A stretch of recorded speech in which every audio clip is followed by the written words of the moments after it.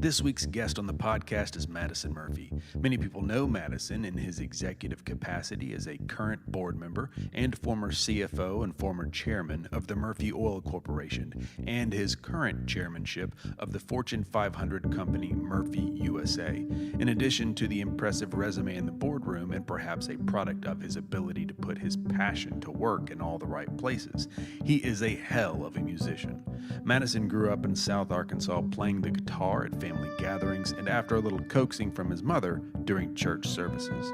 We discuss his history with music and the life lessons he has been able to glean from having a creative outlet in his life, despite the stresses that high-profile business has brought to his doorstep.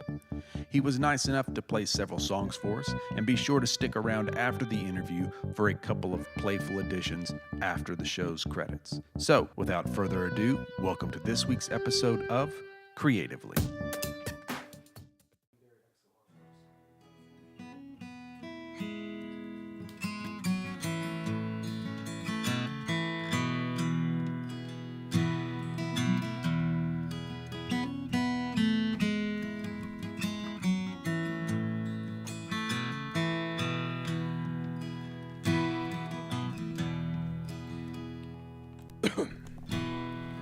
Heart on the run, keeps a hand on the gun, can't trust anyone.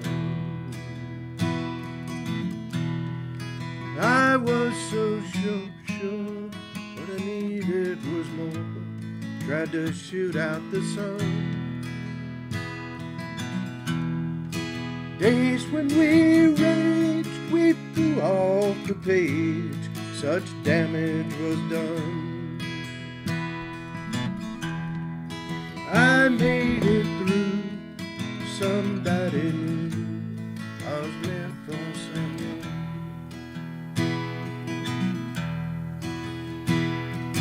Girl, leave your boots by the bed, ain't leaving this room. Someone needs medical help, while the magnolias bloom.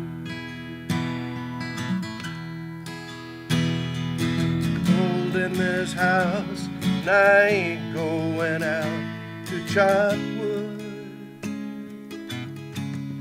So cover me up, know you're enough to use me for good.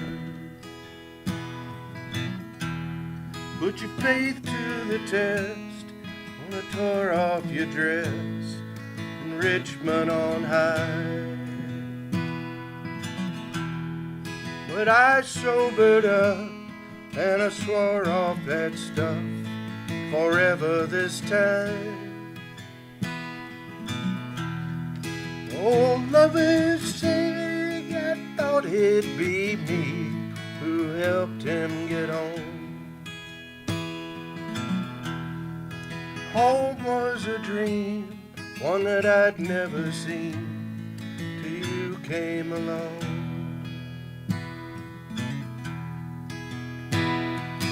Girl, hang your dress up to dry, we ain't leaving this room. Mercy breeze breaks open wide, and the river runs through. There is this house on the stones like a piece of driftwood. Cover me up, know you're enough to use me for good.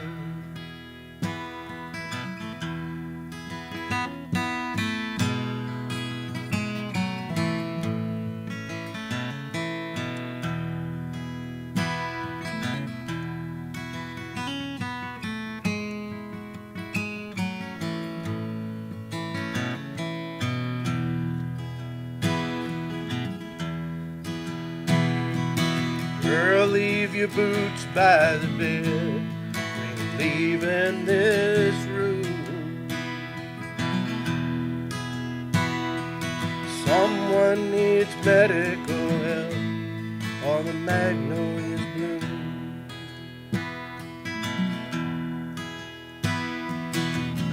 building this house, and I ain't going out to childhood.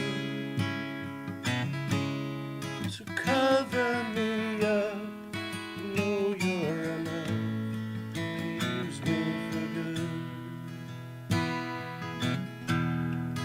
Cover me up, know you're enough to use me for good.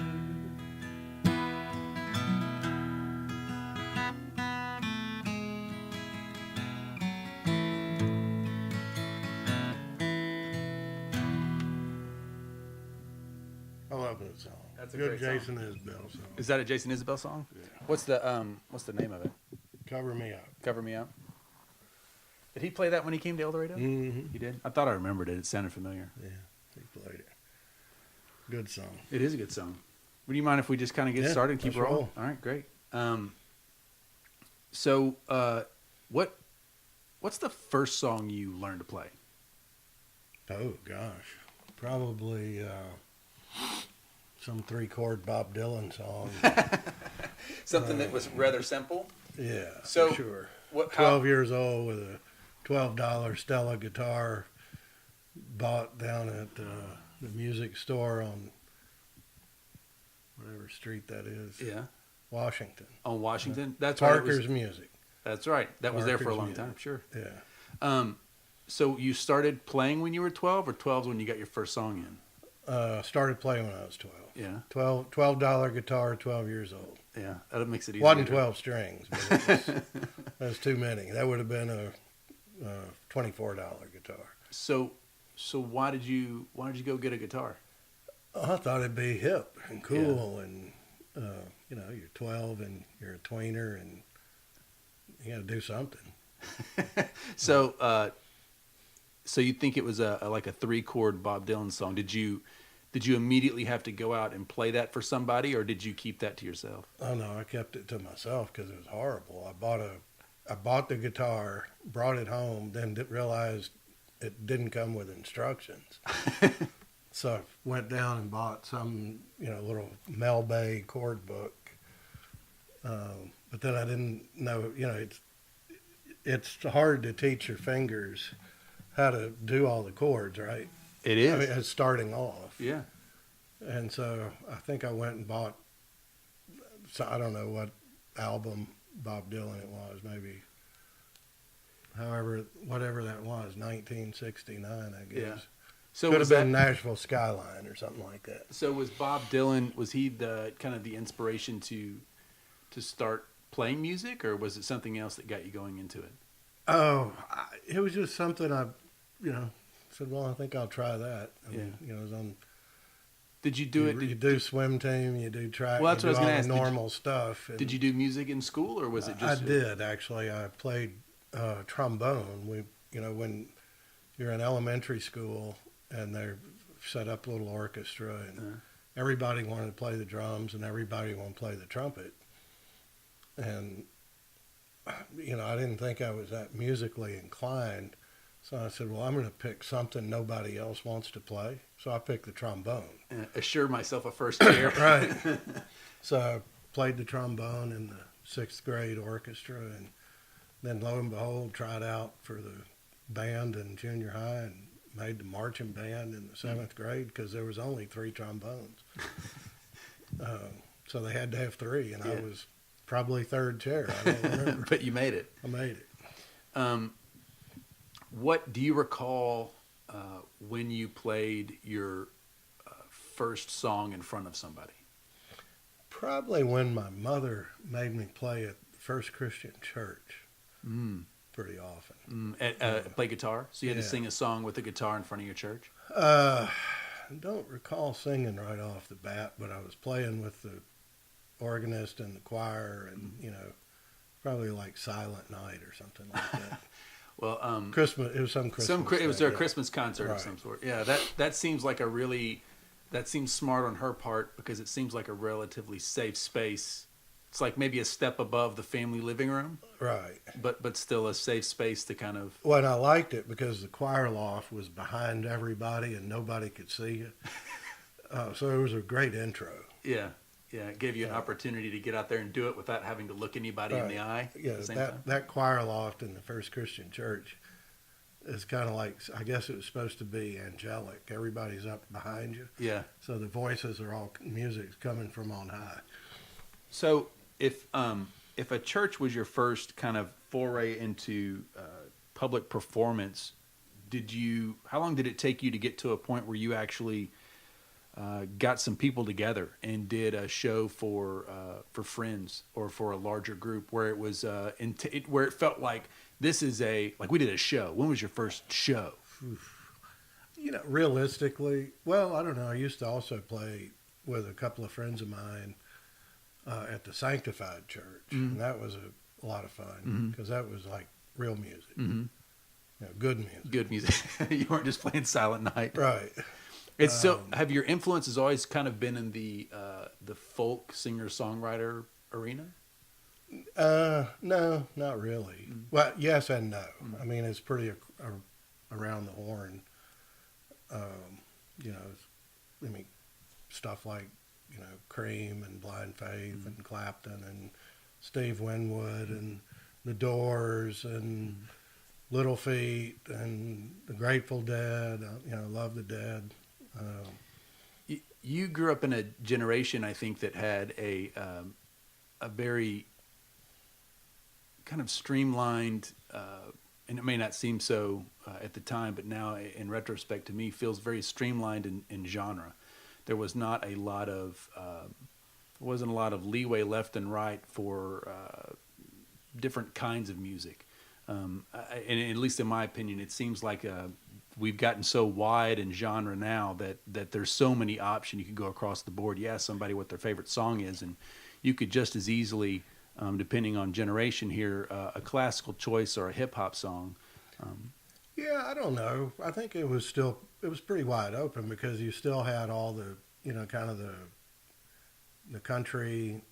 And in those days it was more real country, right? Sure. I mean, all the way from like, Bob Wills and the Texas Playboys to, the country icons, the Merle Haggards and Willie Nelsons of the world and that kind of stuff. And then you had the folk singers, the Dylans and the Joan Baez's and the Richie Havens, all the way to the, Jimi Hendrix. And so it was kind of, It was perhaps wider than I'm getting. And then the credit gospel. For, yeah. Then you had great gospel, and you had the R&B and the soul and the Motown, and then I guess Bob Marley smoked a joint and created reggae. And maybe it feels like maybe the feeling I'm having is more that there are more people doing it now, and that there's not the curation of. There's lots of content now because it's easier. I mean, in those days, you had to like Stephen Stills, went to some recording studio. He has an album which I particularly like called Just Roll Tape, and it was before Crosby, Stills, Nash and Young, and he had like 300 pounds, and it was in the UK, and he laid down the money and said, just roll the tape till the money runs out. And, he was trying to hone his craft. Cool. And so you had to have, there was less availability of creation of content because you had to get into a studio or you had to have a tape recorder or some mechanism. And, now, I mean, here we are. You got all this stuff and, everything's readily available and it's right at your fingertips. You think that's a good thing or a bad thing? I think it's a great thing. I mean, it's data and information. We're a data-rich world and an information-poor world. But, you can sort through all the wheat and the chaff. But it's great. I mean, I can sit here in the confines of my library and go, I think I'd like to learn to play, pick a song. Well, I mean, I can just pull it up on Ultimate Guitar Tabs. I can Google it on, I can go to YouTube and see 15 different artists playing 15 different renditions of it. And, it's easier to learn. Is there, Is there ever a period in your life where, it sounds like through junior high and high school that music, and just listening to you talk about music, your vocabulary seems very deep. So it must have been a big part of your life, at least through, I would guess, high school and college. Yeah, no, it was something I enjoyed, and my joke is people say, "Oh, when you start playing?" I said, "Oh, I started when I was 12." But regretfully, I haven't progressed much since I was about 18. Why does that ring true for you? Oh, I don't know that it does. It's just kind of fun to say. Yeah. Everybody goes through periods. I played in bands in college and had a lot of fun doing that. You get out of college, you get a job. It's, kind of gets in the way. Well, that's what I was going to ask. Was there a period in your life where you went, this is not something I'm able to spend as much time on anymore, and you had to make a decision to pull back? I don't know if it's so much a conscious decision. It's just that other things in life, occupy space. We had a child. We moved to London, working all the time. Newborn, new country, new life. Mm-hmm. And I really wasn't playing that much. In fact, the crazy thing is I don't think I even took a guitar with us to London. Oh, wow. Which was like crazy for me. I mean, before that happened, how often did you play before you moved to London? Oh, pretty often. I played with people, and then you get out of college and you kind of lose touch, and you have to reestablish kind of a new tribe kind of thing. So I went through a period where I really wasn't playing much. And then one day, I was actually out of town. Suzanne got a knock on our door in London, and it was a guy named Gio Bruno, who is probably pretty well known in these parts for Bruno's Restaurant in Little Rock. And Gio had a picture of a friend of mine named Frank Cox, who is a super guitar player, wonderful musician. And on the back of it, it said, "Please be kind to Gio. He's going to make his way in the music world in London." And this is while you're in London, so he shows up there. He showed up at our door. I never met this guy. I was out of town. Suzanne called me, and I said, "Tell him to go to the youth hostel. I'll be back in 3 or 4 days." And so we hooked up and got to be good friends. And Gio's a good musician, a fabulous vocalist, and kind of got me back into playing. Went down and bought a couple of guitars. And Gio was probably in London for a year or so, and he'd come over all the time. And he was not only a fabulous bandmate, he was one hell of a great babysitter. That's pretty good. Is there anything at that point in your life you felt like you had to turn off or give up, or in order to get back into music, or did you just find a way to make it? You make time for the things you enjoy, and you just have to create some space, and so it's a priority. I mean, instead of watching TV or now equivalent of screen time, you play. I think it's interesting that people have an extremely hard time prioritizing specifically, I think, things like creative outlets. Too often, I think, in society, we kind of deem that as an excess, and it becomes something that it's really easy to turn off. And it's really hard, I think, to turn back on. Did you experience any kind of stresses in your life at that moment when you decided to start adding more time, or was there some specific things you just said, "You know what, I'm just not going to do these things anymore"? Oh, it's just weed out the stuff that kind of wasn't melting my butter. And it's just making a conscious effort to make the time. And it's more fun, or it helps to have a catalyst. And so playing with other people is a bit of a catalyst. And then we moved back here or to New Orleans and here and kind of got out of it again a bit. And then What was it? Why do you think you got out of it again? it was just, then you have 3 kids and a more responsible job and, life's intense. And Did you ever, at this point in your life, when you moved back to New Orleans, you're what, mid-30s, late 30s? Yeah, mid-30s. Okay, so you've been playing off and on pretty much more than half your life at this point. You've got a good job. You've got 3 kids. You've just moved back to the stateside. Was there ever any desire to try to move, with that much time playing, any desire to move into a professional field of music? I don't think I ever really entered. You always dream about that, but you got to have lightning in a bottle kind of thing to really make it pay. And so for me, it was more of a creative outlet and one that I enjoyed. And when I play, and when I'm trying to learn something, that's all I can think about. I'm not a professional. And so while I enjoy playing, and I do it now quite a lot, I'm not a professional. And so when I'm learning or when I'm performing, that's the only thing I can think about. And so it crowds out all this other, what I call the debris of life, just the noise. And do you find that to be a good thing or a yeah, bad thing? I find it therapeutic. To me, it's sort of I hesitate to say meditation, but it's healthy. You just get laser focused.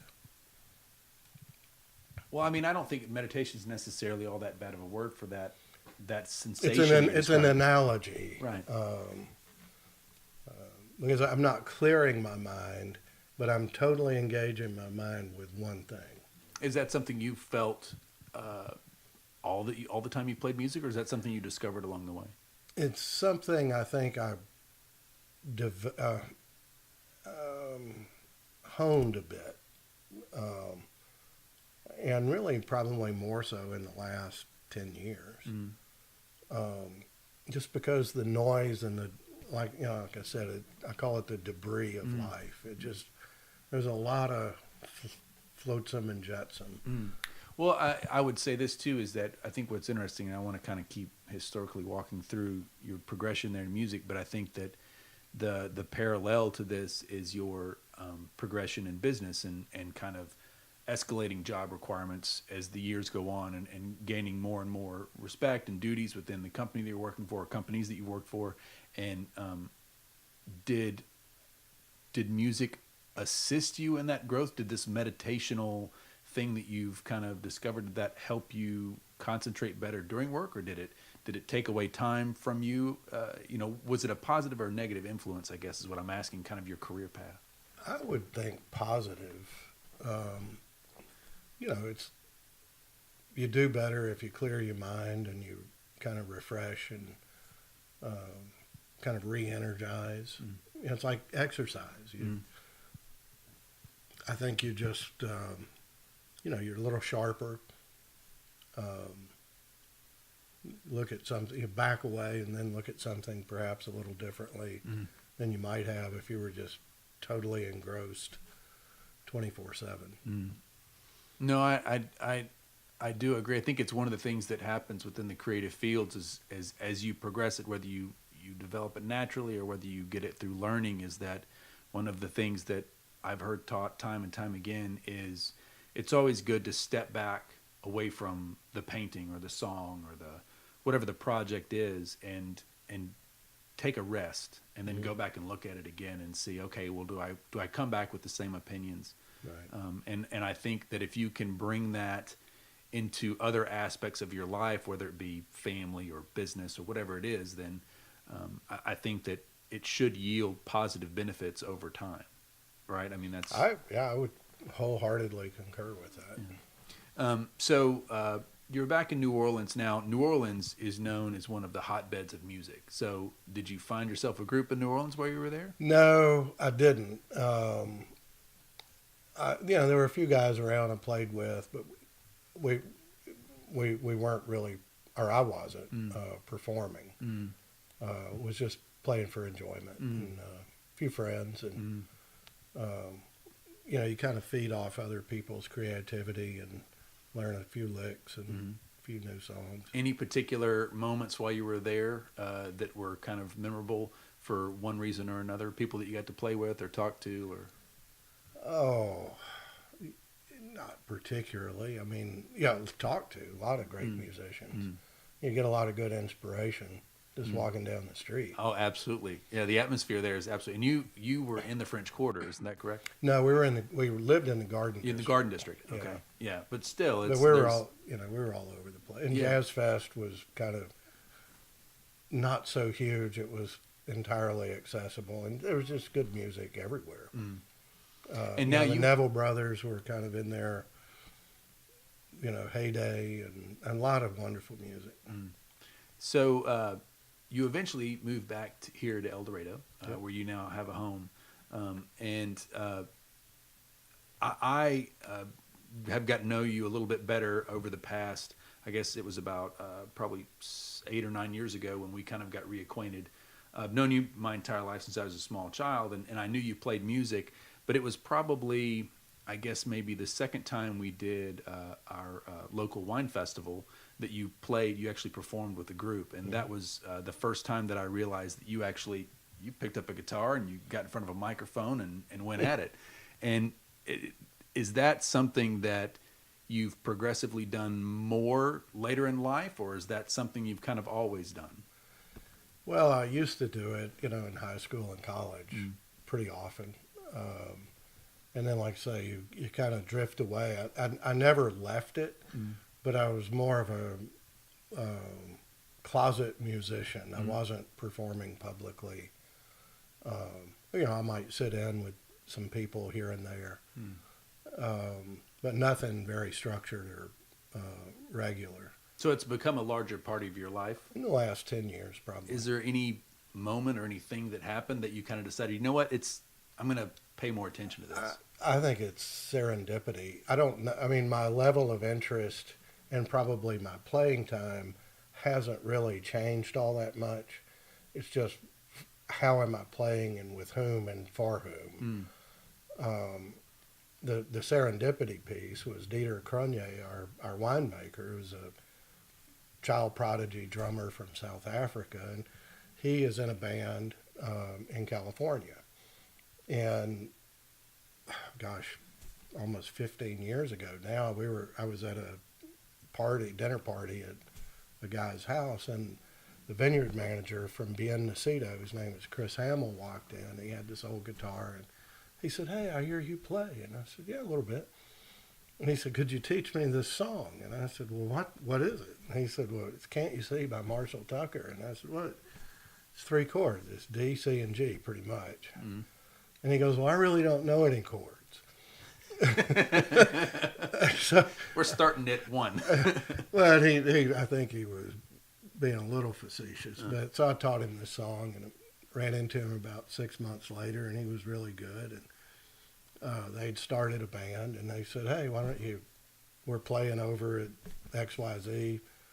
Why don't you sit in with us?" So I just started sitting in with them, and how was that? I mean, was that a first time since you'd performed in a while? Publicly, yeah. Were you nervous? Yeah. I mean, I can, for anyone who knows a little bit about your business history and your business acumen, you have a high stress job, right? But this, I feel like performance is that's a different muscle. It's a different nervous system that seems to kick in. Do you feel the same? Oh yeah, totally. So because you're sort of out there, and it's a live performance, and you got to hang with it, or it really goes south quickly. It does. Doesn't it feel more personal too? It's more directed specifically, back at yourself. Yeah. It's reflexive in a little bit of a manner of, it's also one of those things that I feel like sometimes when it's going well, oh my gosh, it's one of the greatest feelings in the world. And when it's not, it's death. Yep. It's like quicksand. It's like you feel like you can't climb out of it. Yeah, there's performances that you think, oh, wow, we really killed it. This is magic. Mm-hmm. And then there's some that, for whatever reason, it just feels like you're just stuck in the mud. Mm. But yeah, it's stage fright. It's apprehension. Do you still have to deal with that when you get on stage and play? A little bit, every so often. You got any tricks or anything that you do to kind of psych yourself up for a show? Well, a great glass of wine never hurts. That absolutely calm the nerves. Well, it's just, I think,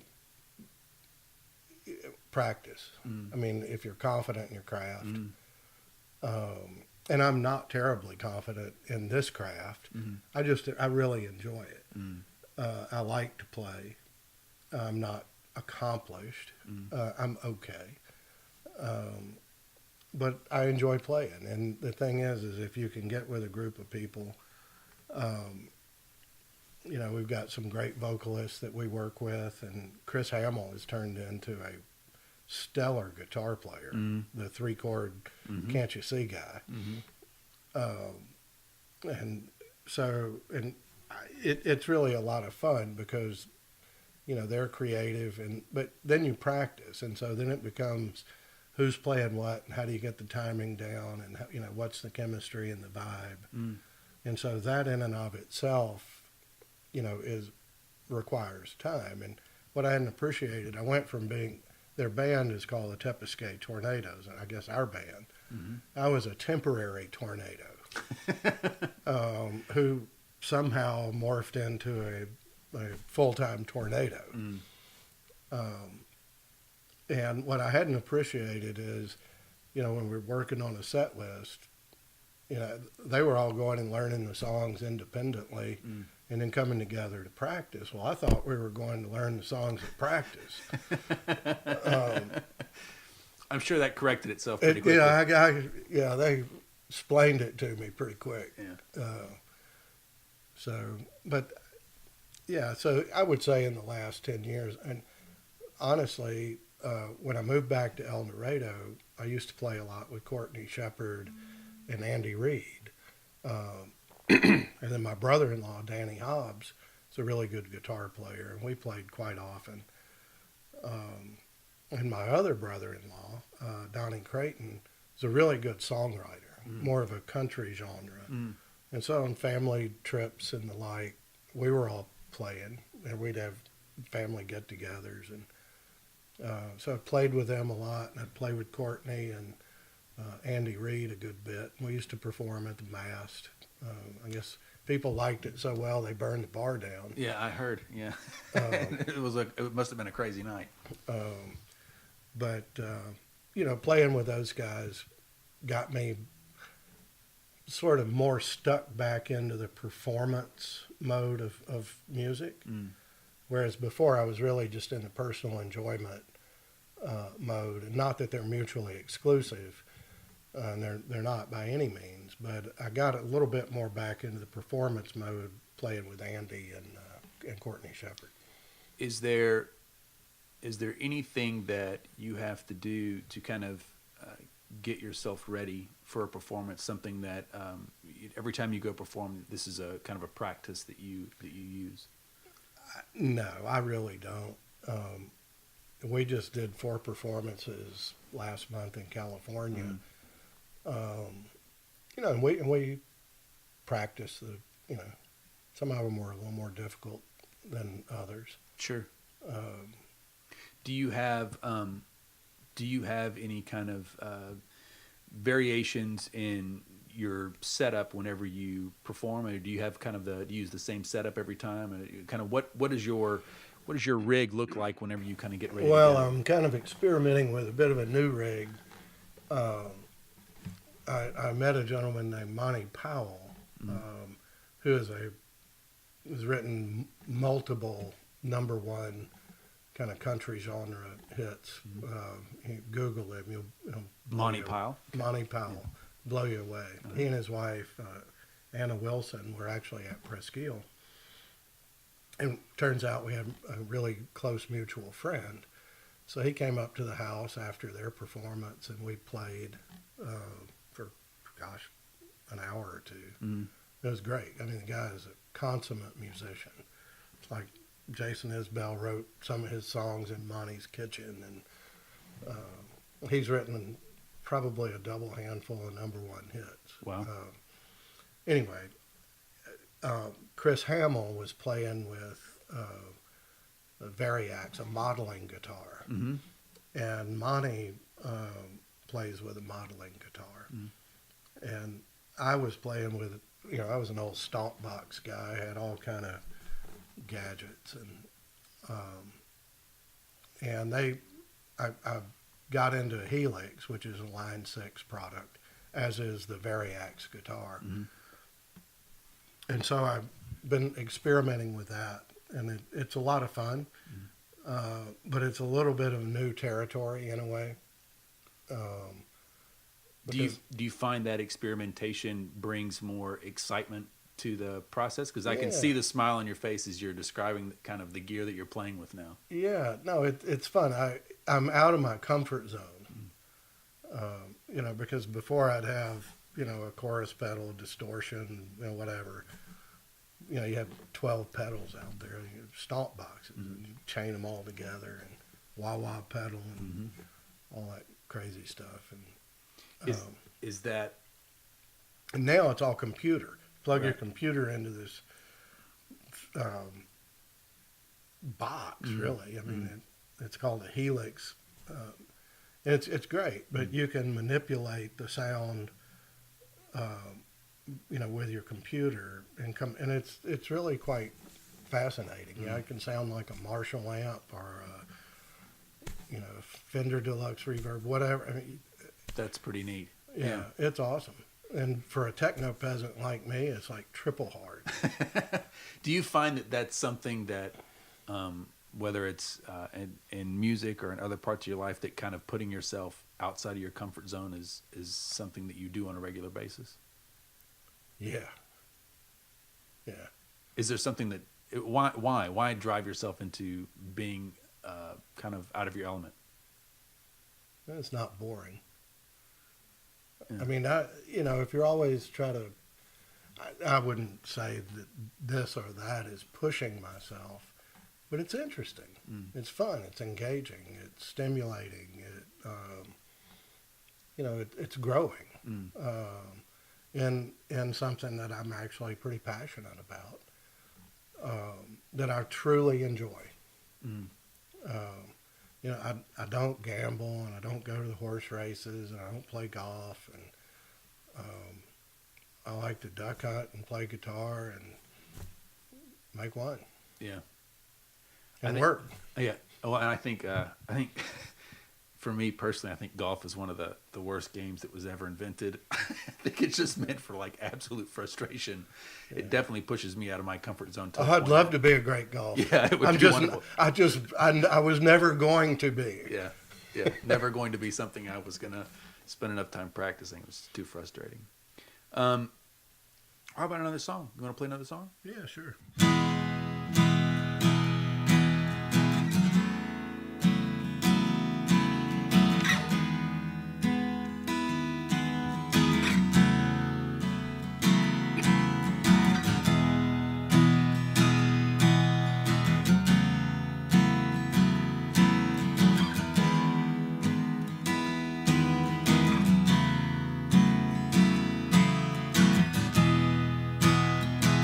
Crossroads seem to come and go.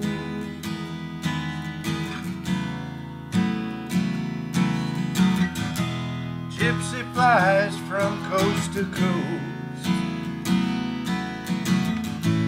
knowing many, loving none. They're in sorrow, having fun. But back home he'll always run. sweet Melissa.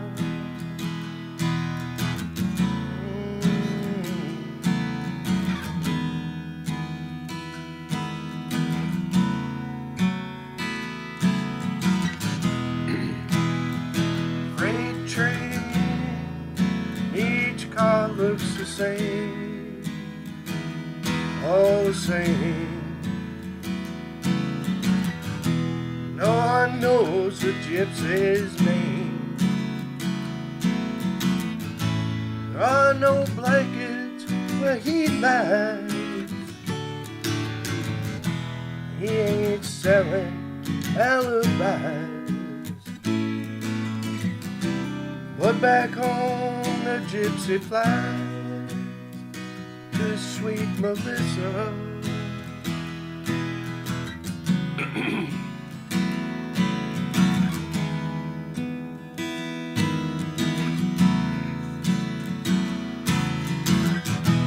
Then the mornings come, again he's on the run. Sunbeam shining through his hair, appears not to have a care. So pick up your gear and gypsy, roll on. Roll on.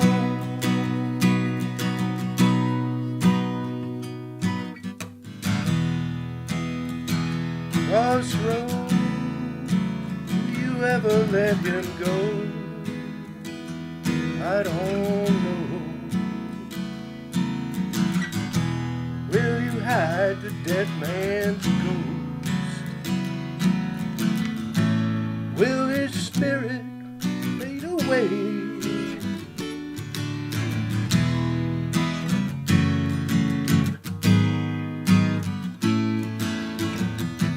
But I know he won't stay without Melissa.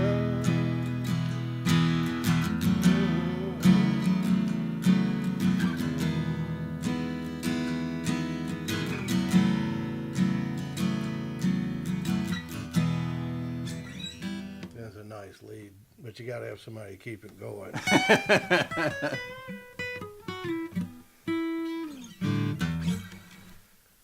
Good Allman Brothers song. It is a good Allman Brothers song.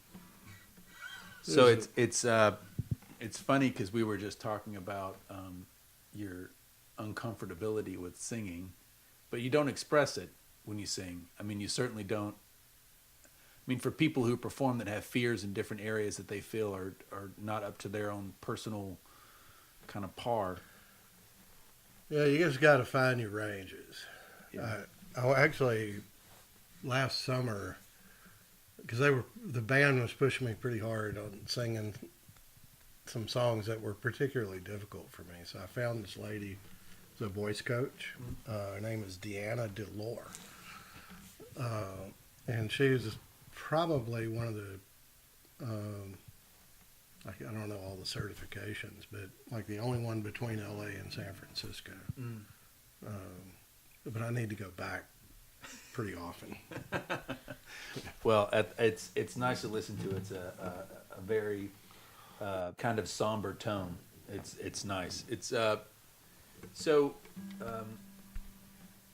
you know, one of the things that I think that most people will find interesting about you, Madison, is one, I think that there is and I don't know whether or not you have a recognition of this or not, but I certainly have encountered it out in the business world. There is people have an immense amount of respect for the things you've done in your career.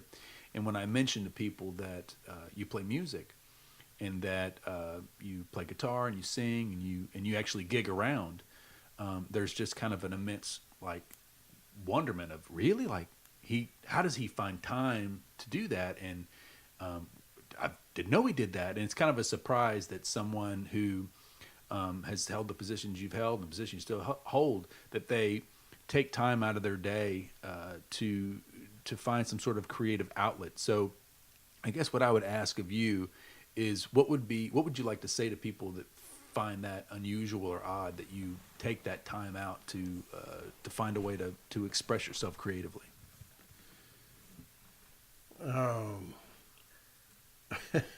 Well, I'll tell you a story while I give myself time to think about how to answer that. I think it was last year, was actually the first time my current band, Tepesquay Tornadoes, had actually played in our hometown, El Dorado. And certain gentleman came up to me after the show, and he said, I really had rather low expectations for you and your band. And I said, well, did we meet them? And he said, no, y'all were okay. He said, you ain't got a horn section and this, that, and the other. You'd be better, but y'all were okay. That's pretty good. I might have an idea who that was, but we won't say it on. Well, and I, actually coming from that source, I took it as a great compliment. Look, it's just a fun, creative outlet. You asked earlier if I'd ever thought about doing it professionally. In college, I mean, it's everybody's dream that's kind of in that world, I guess. But the reality is it's kind of like being, you're a high school football player.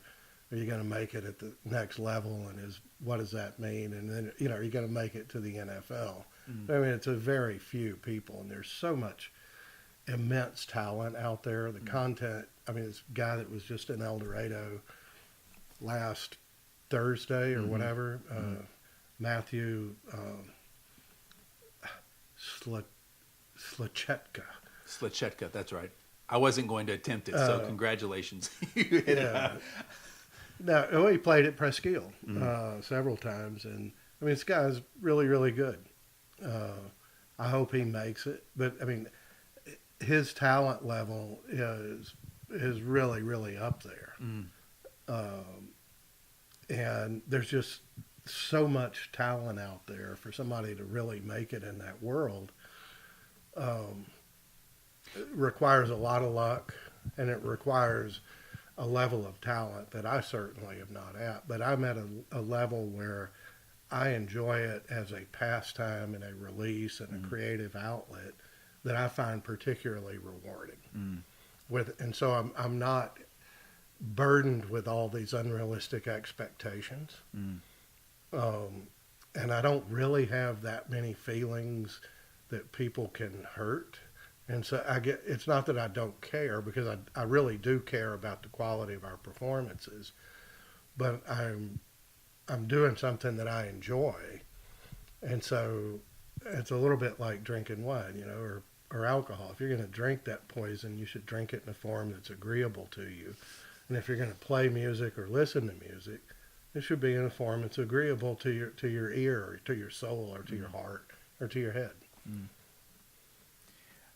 I think that it's interesting to have such, to be able to find that peace in your daily life, and it seems like that's being found in a lot of ways by removing the burden of approval, right? The burden of other approval. Self-approval, self-standards are still held intact, and they are very high. You can tell by the humility and that you speak of your own abilities, right? Because I certainly can't do the things that you just did. But I think that, and that took a lot of time and energy and talent to get there. And I think it's interesting that by removing the burden of outward approval, specifically from becoming a professional, and whatever that actually means, has allowed you the ability to find some ease with your music, and explore it in a deeper manner that perhaps you would have never found had you made that attempt in your youth to become a quote unquote professional, or if you'd decided to remove yourself from business in your 30s and give it a shot then, maybe to fail. You never had that push that soured you to the process and soured you to your craft. Yeah, I never thought about it that way. But it's a source of enjoyment. And yeah, I mean, when we're playing, we want to sound good. Of course. But what we've discovered is the more fun we're having playing, and the more fun we're having on stage, the more fun the audience is having. Absolutely. And I hope you don't misconstrue my comment about the others. I think that there is a level of talent and technical ability that's very high within the group when they play, and I think that passion comes through very, very strongly. Last week on the podcast, I had a friend, and we were discussing specifically one of the worst things that one of the things creatives are the worst at is being able to judge their own ability. Specifically when it comes to whether or not they have successfully completed something, because we are our own worst critics in so many ways. And so when specifically the conversation we had was, we think, well, we're not very good. So you probably thought you were not very good when you were 16 or 17. And I would venture to say that your comment about your singing or your playing, that what you want to reach is probably about still as far away as it was when you were 16 or 17. Yeah, I would think that would be an accurate statement. Yeah. I can recall playing on the porch down at the coast. My aunts and uncles would rotate through my grandmother's house, and they would always get me to come over after dinner and play for them, which was kind of interesting because they weren't necessarily into the Grateful Dead or Jethro Tull. So I had to learn stuff like A Closer Walk with Thee, which I found, I actually really enjoyed playing and singing a lot of those things because they were all singing, and it was a lot of fun. Well, Madison, thank you for taking some time today to chat with us and to play us some songs. And I appreciate your insight into kind of your process and specifically how you've grown with it over time. I guess I would ask one last question would be, is there, if you could make a recommendation for other people when it came to the ability to manage time and the ability to find an opportunity to insert something creative in their life, is there any sort of advice or any sort of kind of tale of wisdom that you've found over the years, whether you've had moments of stress or not a lot of time, you've found your way back to this craft several times. And so what are the kind of meat and potatoes that are helping you continue down that road? I think you need to pick your passions. Find out what are you really passionate about and pursue them, whether it's professionally or for your own personal enjoyment. Sometimes they're both, and sometimes they're not.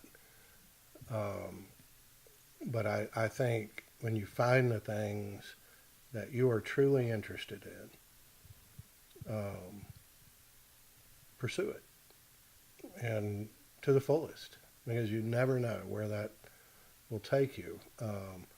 I don't expect at my, I'm not going to say late stage, just my current stage, to have a recording future and lots of number one hits, but I do expect to enjoy it for many more years, and I do enjoy it, and I enjoy the mix of people that like. It's just find your passion, and really go for it, and don't let kind of all the other demands that other people and that just life in general put on you, because they'll just eat you alive. They'll eat your time. And, that's the way the world works. But you've got to always find some time for either finding the kind of self-reflection, and I find that through music. It's kind of my time, whether I'm practicing by myself or whether I'm with the band, because we're all focused on the same thing. And it's trying to perfect a sound or get it down or find that hot lick or find the right chemistry and all of that. And it's just a hell of a lot of fun. And, our motto at Presqu'île is, if you're not having fun, why bother? And work's not always fun. But if it were more fun, we'd probably do more of it. And so, it's that old trite expression, how you get lucky, you work really hard.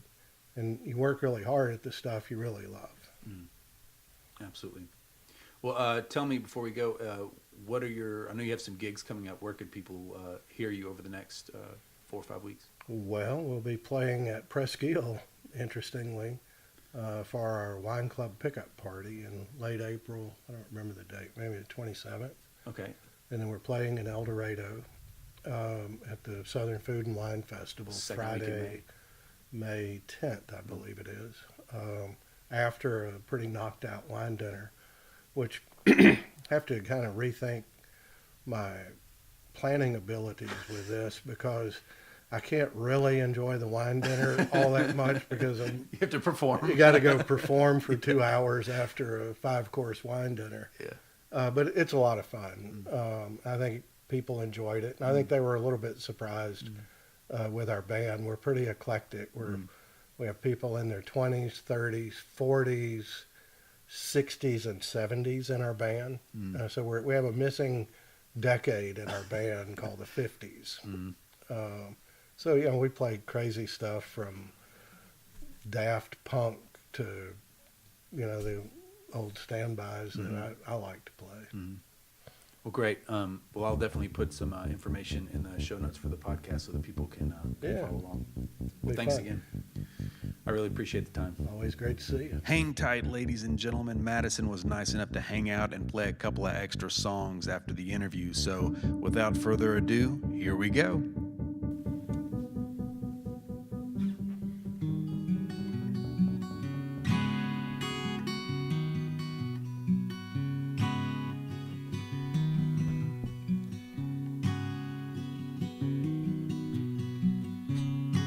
Said Andy, let's see, how does that go? I can remember this song.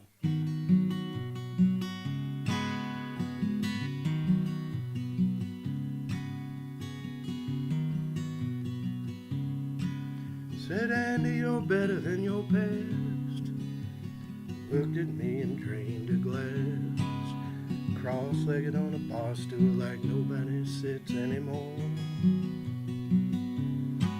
Said Andy, you're taking me home, but I knew she planned to sleep alone. I carry her to bed and sweep up the hair from her floor. I kissed her before she got sick, never hear the end of it. She don't have the spirit for that now.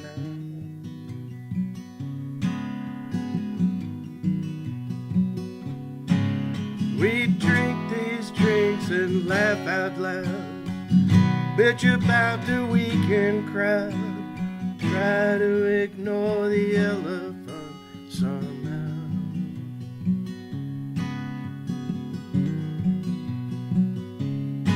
Said Andy, you crack me up, Seagram's in a coffee cup, sharecropper's eyes and hair, it's almost gone. When she's drunk, she'd make cancer jokes. She made up her own doctor notes.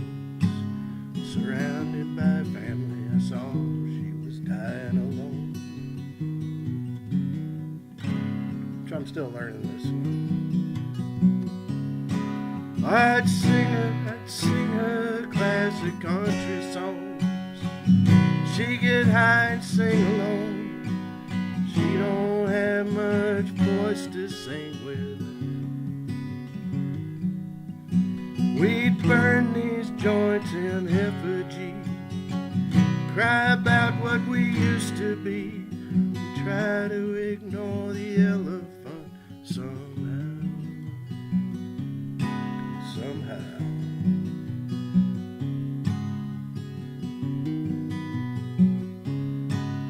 I buried her 1,000 times, giving up my place in line.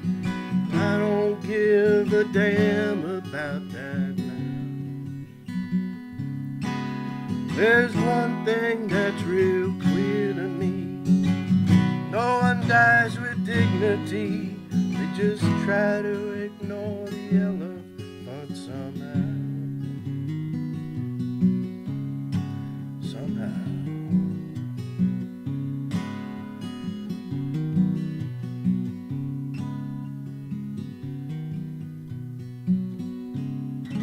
I'll learn that a little better for next It's a killer song. Who is that?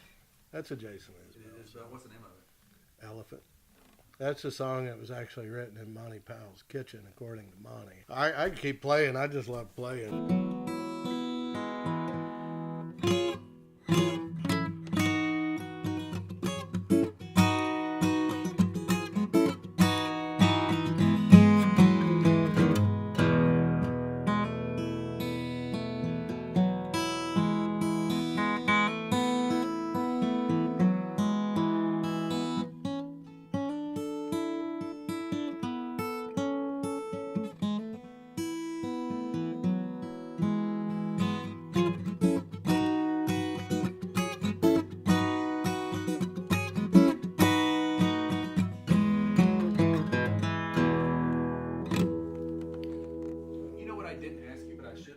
Whether or not you've ever had any formal education in music. No.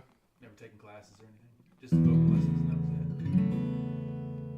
it? Yeah, I just taught myself how to read tablature. Yeah. This is what I'm making the band learn.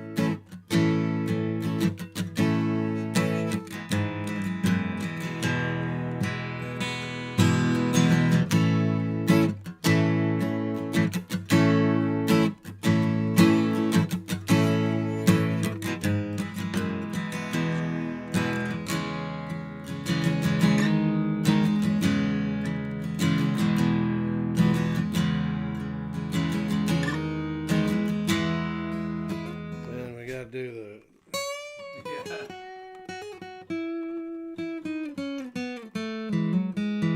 That's what made me think about it. Was it's the same licks as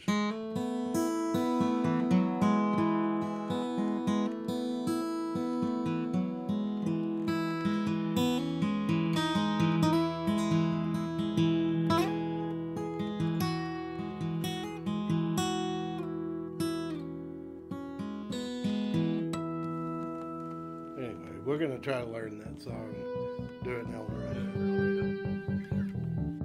Join us again next week for a deep dive into another art form with artists of all walks of life, where we get a chance to peek behind the curtain and attempt to tease out the secrets behind the creative process on Creatively.